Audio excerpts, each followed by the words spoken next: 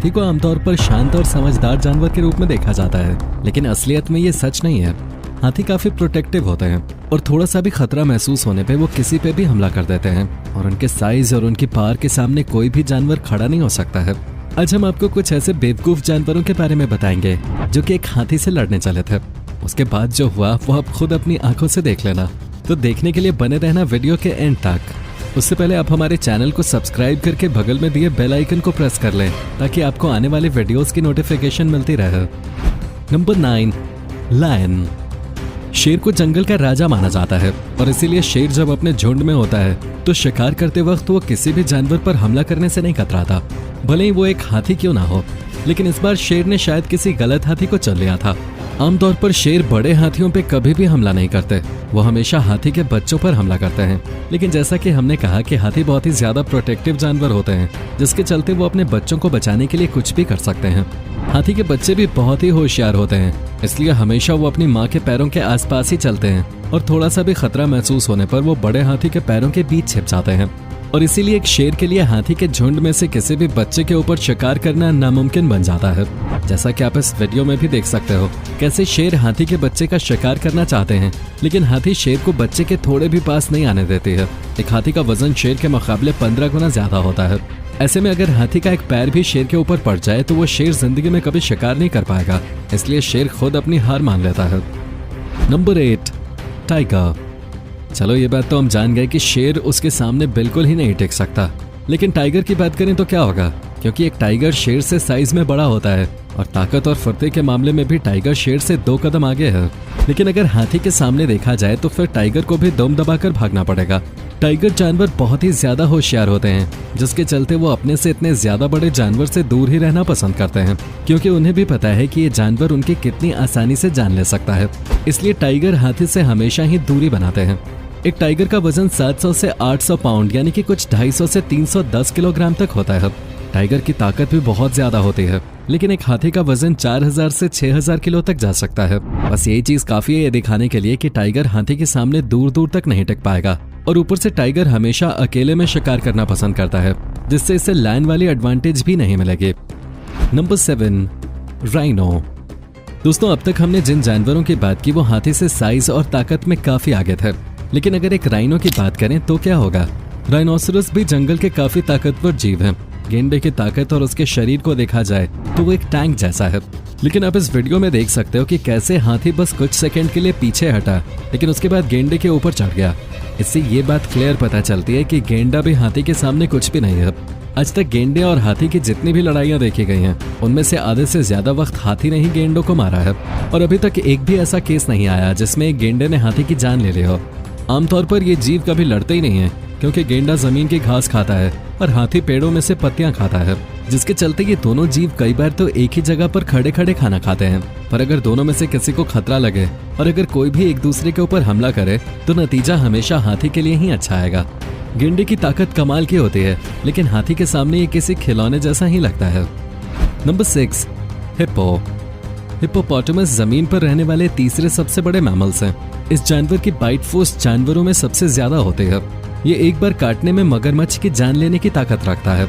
अगर हिप्पो और हाथी कभी आमने सामने आए तो जमीन पर हाथी तो इनको आराम से खदेड़ देगा, क्योंकि जमीन के ऊपर अगर हाथी को राइनो नहीं मार सकता तो हिप्पो का तो चांस ही नहीं बनता।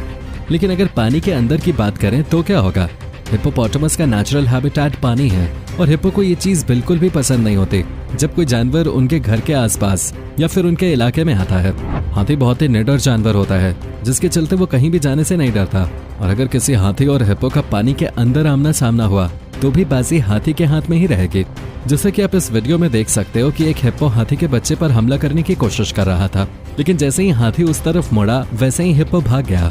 हाथी के दांत हिप्पो को काफी घायल कर सकते हैं और हाथी आराम से हिप्पो को बहुत तगड़ी टक्कर दे सकता है।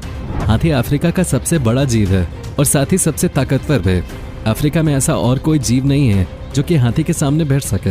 हाथी वाकई में अफ्रीका का असली राजा है। Number 5, buffalo. आपको लग रहा होगा कि ये जीव तो बहुत कमजोर है, लेकिन दोस्तों बफलो हर साल अफ्रीका में सबसे ज्यादा लोगों की जान लेता है।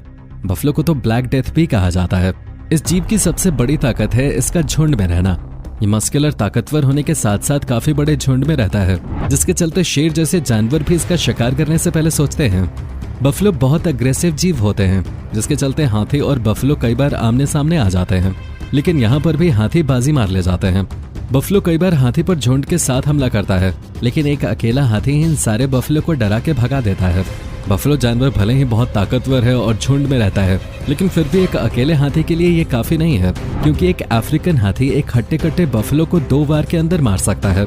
एक बार में ही वो बफलो को काफी ऊपर हवा में उड़ा सकता है, और कई बार हाथी गुस्से में बफलो की जान भी ले लेते हैं।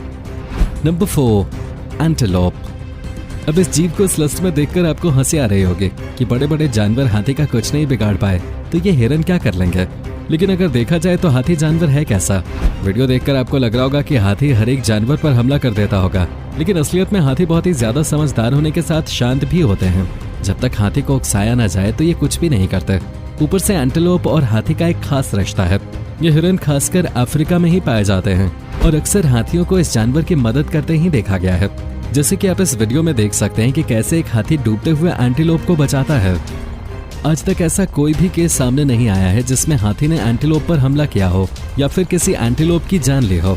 और अगर हाथी इस पर हमला करने की कोशिश भी करे तो एंटीलोप काफी ज्यादा तेज होते हैं, इसलिए आप इन दोनों के बीच की लड़ाई को एक टाई कह सकते हो। वाकई में बहुत ही फनी है, जिसका बड़े बड़े जानवर कुछ न कर पाए उसके एंटीलोप ने बराबरी कर ले। Number 3, hyenas. ये जानवर भी अफ्रीका के सवाना में रहते हैं, जिसके चलते हाथी और इस जानवर की भी नोकझोंक हो ही जाते हैं। हाइना किसी शेर जैसे जानवर के छोड़े हुए शिकार को खाते हैं, लेकिन हाइना के जौ पार शेर से भी ज्यादा तगड़े होते हैं। पर हाइना बहुत चालाक होते हैं और आलसी भी, इसलिए वो अपना शिकार करने से अच्छा बचा खुचा खाना खा लेते हैं। हाइना शिकार की हड्डियां तक नहीं छोड़ते। इसी बात से आप अनुमान लगा सकते हैं कि हाइना के जबड़े की ताकत कितनी ज्यादा होगी।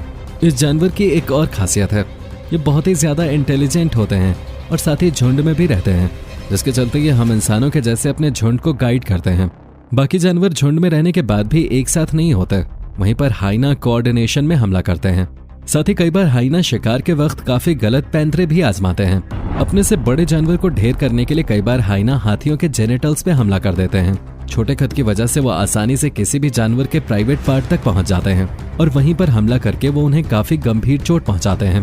पर जैसा कि हमने कहा कि हाइना शातिर और आलसी होते हैं, जिसकी वजह से वो पहले ही दूर भाग जाते हैं, क्योंकि उन्हें अपनी एनर्जी वेस्ट करना बिल्कुल पसंद नहीं होता। Number 2, crocodile. शायद यही वो जानवर है जिसका कब से हम इंतजार कर रहे थे, क्योंकि अब तक तो लिस्ट में ऐसा कोई भी जानवर नहीं था जिसने हाथी को चोट पहुंचाई हो, पर इस जानवर ने पहुंचाई है। जैसा कि आपको पता होगा कि क्रोकोडाइल चुपके से शिकार करने में सबसे माहिर हैं। ये जानवर पानी में इस तरीके से छुपते हैं कि जब तक हमारे पास ना आ जाएं, तब तक हमें दिखाई ही नहीं देते। ऐसा ही कुछ हुआ था इन हाथियों के साथ। ये हाथी पानी पीने के लिए नदी के पास गए थे और तभी इनमें से एक हाथी के ऊपर क्रोकोडाइल ने हमला कर दिया। क्रोकोडाइल की बाइट फोर्स काफी ताकतवर होते हैं, ये तो आप जानते ही होंगे। साथ ही क्रोकोडाइल बहुत ताकतवर जीव भी है और पानी में बहुत ही कम जीव हैं जो इससे लड़ पाएं। क्रोकोडाइल ने जिस तरीके से हाथी की सूंड को पकड़ा था, वो इस सूंड को काट ही देता, लेकिन तभी इस हाथी के झुंड के बाकी हाथियों ने क्रोकोडाइल को डरा के भगा दिया। अगर ये हाथी ना होते तो ये लड़ाई कौन जीतता ये बताना मुश्किल था, क्योंकि हाथी भी बहुत ताकतवर था और क्रोकोडाइल ने काफी तगड़ा हमला कर दिया था। Number 1, elephant. इस पूरी लिस्ट में अब ये जानवर बचा है जो कि एक एलिफेंट को हरा सके। जब दो हाथी लड़ते हैं तो इसके कई सारे रीजंस हो सकते हैं, जैसे कि एक हाथी दूसरे हाथी से फ्रेंडली मैच कर रहा हो। हाथी अपने खाली वक्त में कई बार ऐसा करते हैं। हाथी अपनी सूंड से या फिर अपने सर से रेसलिंग जैसा एक खेल खेलते हैं और कुछ मौकों पर हाथी मादा हाथी के लिए लड़ते हैं और ये लड़ाई पिछली लड़ाई से ज्यादा खतरनाक होते हैं। अगर दोनों हाथी के साइज और हाइट में बहुत फर्क है तो छोटा वाला हाथी पहले ही हार मान जाता है, पर अगर दोनों बराबरी के हाथी हैं तो लड़ाई घंटों तक चलती है। लेकिन सबसे खतरनाक स्थिति तो तब पैदा होती है जब दो हाथी मस्ट में आ जाते हैं। ये एक ऐसी स्थिति होती है जब हाथी अपना सेल्फ कंट्रोल खो देता है और इस वक्त हाथी दुनिया का सबसे खतरनाक जानवर बन जाता है। ये किसी भी चीज पर हमला कर देता है और अगर दो मस्त में आए हुए हाथी आपस में लड़ते हैं तो ये लड़ाई एक के मरने के बाद ही खत्म होती है। हाथी मस्त में क्यों आते हैं इसकी पक्की वजह किसी को भी नहीं पता है, लेकिन एक बार वो मस्त में आने के बाद 2 महीने तक मस्त में ही रहते हैं और इस दौरान वो हर एक चलते फिरते चीज पर हमला करते रहते हैं। तो दोस्तों आज के लिए बस इतना ही। उम्मीद है आपको वीडियो पसंद आई होगी। अगर आई है तो वीडियो लाइक करके हमारे चैनल को सब्सक्राइब करना ना भूलें।